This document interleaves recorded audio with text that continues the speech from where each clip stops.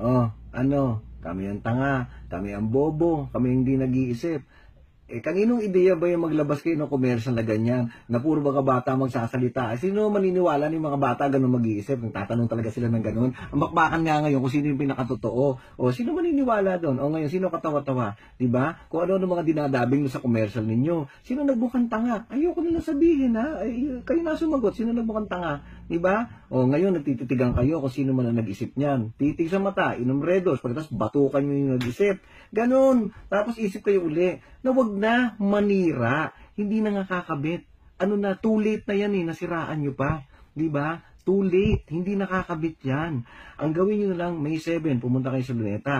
Tapos, kausapin nyo si Digong. Sabihin nyo, pagbigay nyo na yung kandidato namin. Tagal na nakapila nun Ikaw naman, kadarating mo pa lang naman. Sasakit pa ulo mo. Alisin mo pa yung criminality, 3 to 6 months. O mahirap yun. O yung, ano pa ba yung isa? Durugin mo pa, alisin pa yung Congress. Mahirap pa, sakit pa ulo mo. Bigay mo na rito. Total naman, talagang laki na lang ng gastos. Diba? Dami na nagastos. Yung pa, isa. Sana, yung mga ginagastos nyo, pinatayo nyo ng mga bahay dun sa Tacloban. Nagkaroon pa kayo ng dagdag ng bugot-botante. Yung mga ganun ba? Lahat, doon yung lang gastos yung pag sa paninira. Wala talaga, hindi kumakabit. Habang binibuisit nyo at iniinsulto nyo, yung mga supporters ng Duterte, lalo lang kakapit.